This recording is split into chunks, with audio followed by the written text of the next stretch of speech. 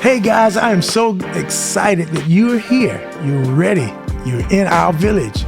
Let's get to it. There's a lot we got to discuss. A lot. All right, let's go.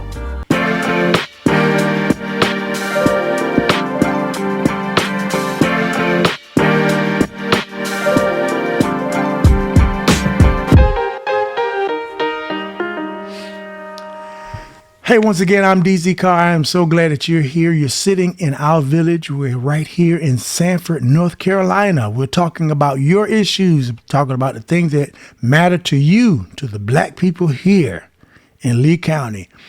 So I want to just talk about some things. Let's get into it. You know, there's a lot of things that have been going on and transpiring even in this week. It seems like things are just moving at record pace. You know, it's like there's something breaking every day. There's something going on, something always happening.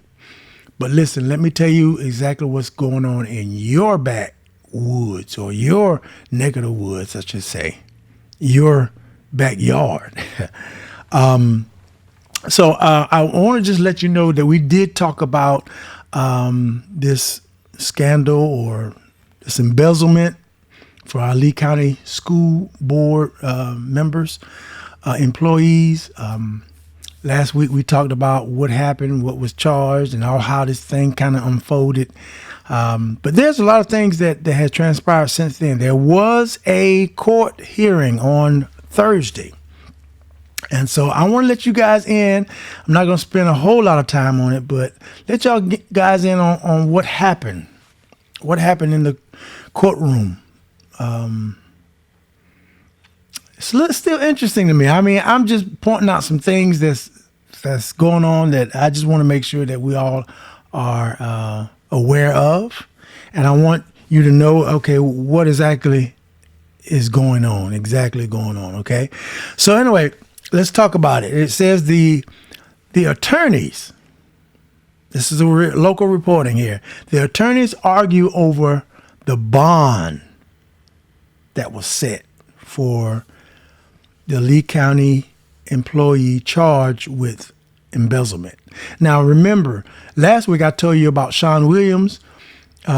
His bond was set at $600,000. He had no prior criminal history. That's what I wanted to use.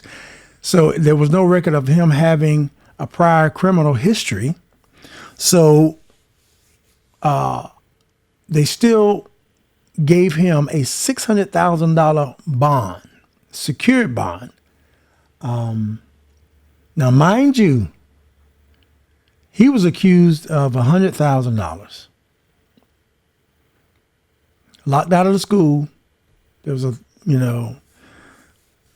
lot of stuff going on at that time. And he was slapped with a $600,000. Now, remind you, he looks like us, all right? This young lady, Caucasian young lady, let's just read it and you make the decision. I'm just reporting.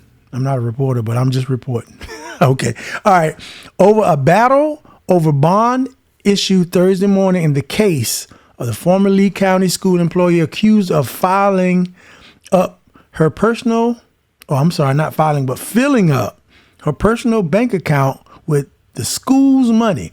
Now, remind you, you just can't create an account or can't, gather monies without it being a paper trail. So if you're doing this for 2022, it's kind of hard for me to believe that you're the only one that knows what's going on. 3 years? Okay, anyway. Jordan Alred is accused of embezzling more than $190,000 from the district since 2022. In a statement read in Wednesday's school board meeting, the board chair, Sherry Lynn Womack, said the district discovered a payroll discrepancy on March the 13th. Remember, that's this year. Immediately launched an investigation and contacted law enforcement with this. All right. Womack said Allred was terminated the next day. She was terminated. Okay, so Allred is out on a $250,000 bond, but the state prosecutors asked the judge to increase that on Thursday, given the severity of the felony charge. Now, remember, that's what we were talking about. Hey, if you're going to choose, or you're going to choose a bond of $250,000, then you got to consider that there was another person who was pretty much in the same situation. You gave him, a black African American, $600,000 secured bond. The defendant did not speak during the hearing, but was represented by an attorney. The attorney argued, given her family lifelong residency in Lee County and her lack of prior criminal history, bond should remain the same. So the judge immediately decided to keep the bond the same, but assign Allred to pre-trial services program. Now, this is a felon. This is a serious charge. Serious, all right? And you're going to still keep it at $250,000 when you are accused of stealing close to $200,000, when Sean Williams was accused of $100,000 and you gave him a $600,000 secure bond. Y'all, listen, here's my thing. If these were the same charges, then I say, hey, let's treat everybody the same. Why not? Why not we treat everybody the same? Why not we say, okay, hey, if you stole a bag of cookies and you got a day in jail, then regardless of what color you are, what your gender is, who your family, wherever you come out of, whatever your education is, whatever your class, you get a day in jail too for stealing the same. Since you stole double the cookies, then you might need to do double the time. I'm just saying. Does that not make sense to you? Maybe I don't know. Maybe I'm missing it. Maybe I'm missing it. Maybe it's not. But anyway, we're still going to follow this case because there's a lot of stuff that I still say that has not been discovered or uncovered, and that we need to talk about, because it's just hard for me to believe that you're stealing money for almost 3 years. There's no paper trail. Nobody said anything. Nobody was like, some money's being missing. Hey, there's close to $200,000. And if you average that out, that's what? 60, 70,000 a year? Nobody said anything? Nobody didn't notice? And if you said if it was going into her account, then that means either she was paying herself or somebody was in on it. I'm just thinking out loud, and I'm sorry. It just doesn't make sense to me. I don't know. Maybe it makes sense to you. I don't know. Sit in our village. But here's my thing is, let's keep it fair. Let's keep it fair for everyone. Everybody needs to have the same outcome. Okay? So listen, I want to talk about something that is kind of near and dear to my heart, and I would love for you to listen to me and listen to me good. Okay. So y'all know Juneteeth is coming up. It's coming up real close, real near. And I would love,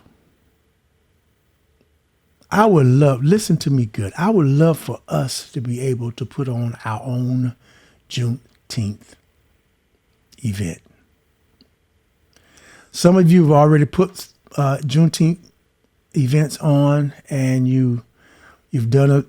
Some of it privately. Some of we did in parks. Some you did elsewhere. Some of us even just leave and go to other counties, other states to celebrate Juneteenth. But listen, if you could just sit back for a minute and just close your eyes or just imagine with me, what if we decided to do our own Juneteenth, put all our resources together, those that had a Juneteenth before and you did the event, we all come together and say, hey, let's just do one big one.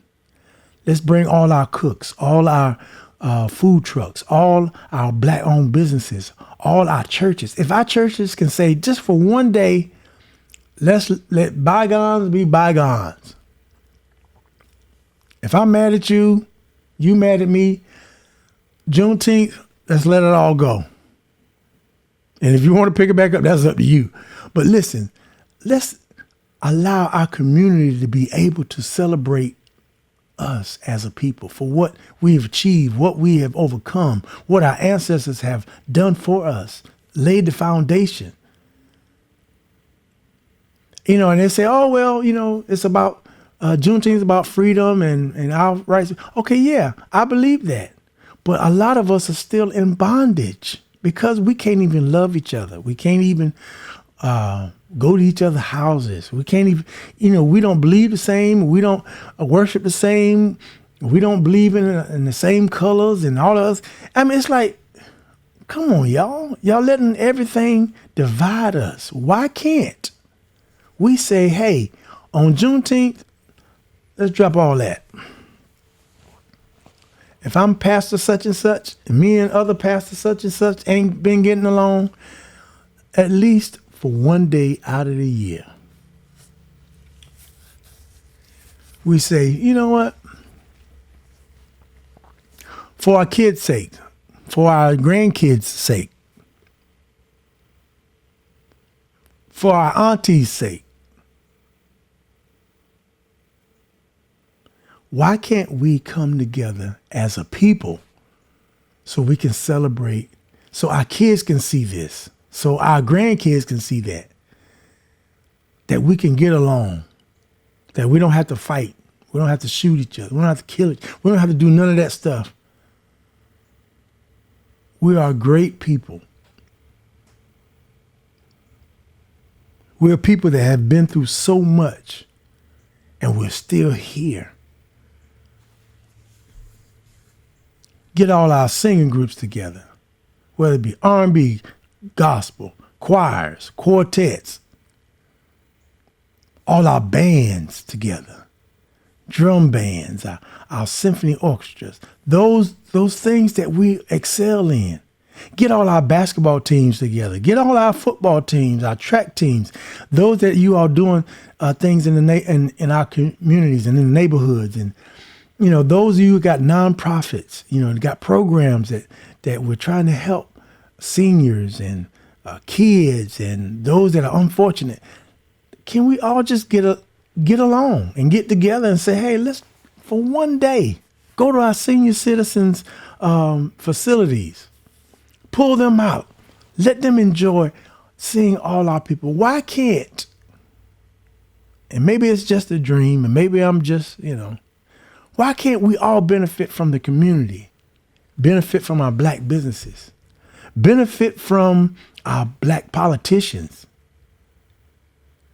so we all can hear each other, all can feel each other and say, hey, let's push all these divisions and all these things that come to separate us. Let's push it to the side.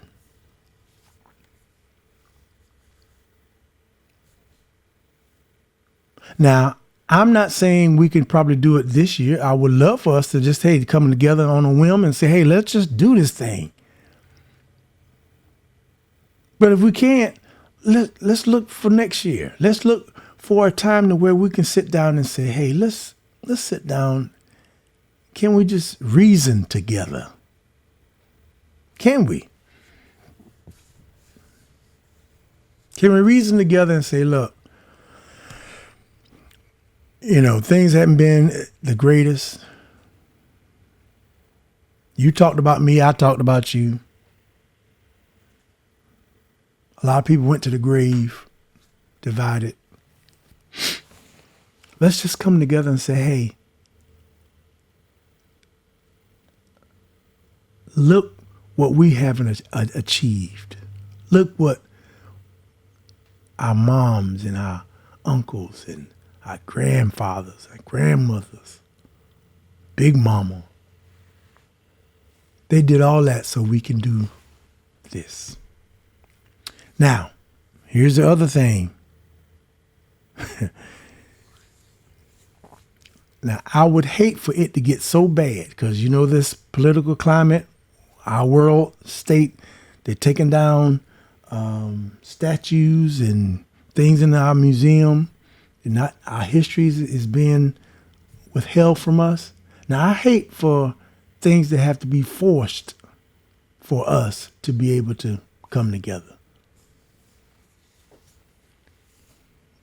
Okay? So let's just do this. We can do this. We are great people. And so instead of us bickering, fighting, doing whatever, let's come together and do something great in our community. Make a statement.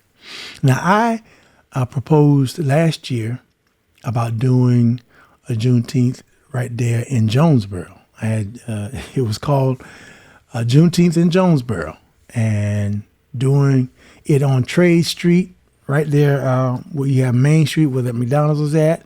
Then there's Trade Street right adjacent to it, which you can block that off.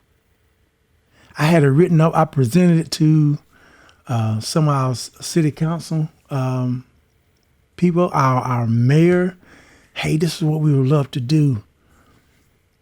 Couldn't get it together. Couldn't get the support that I wanted. Because here's my thing. If we're not going to go do it big, then there's no need to do it.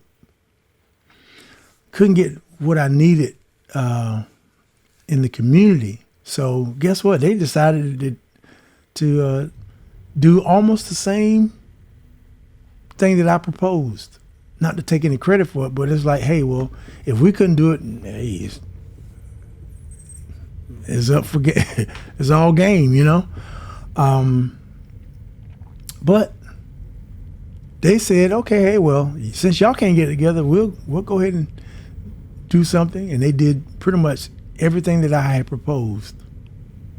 Blocked off the streets, being able to have bands and stages and parking, all that good stuff. But we couldn't get it together. So listen, y'all.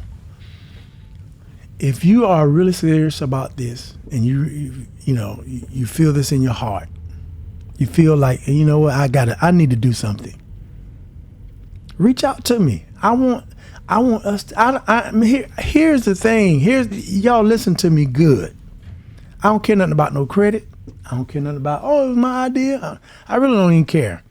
My whole thing is that I want it to happen. I want it to exist. I want it to appear. It's like, wow, y'all were able to do that. But listen, Lord, nobody wants to, well, I ain't gonna say that. I was gonna say nobody wants to work. There's people out there that want to work. Some people just want it overnight.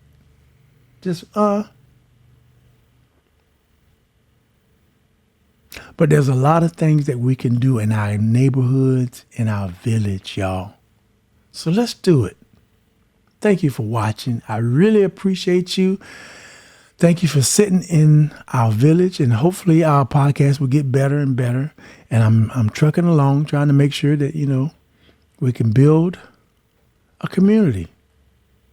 Build something. Stop being so separate, segregated within ourselves.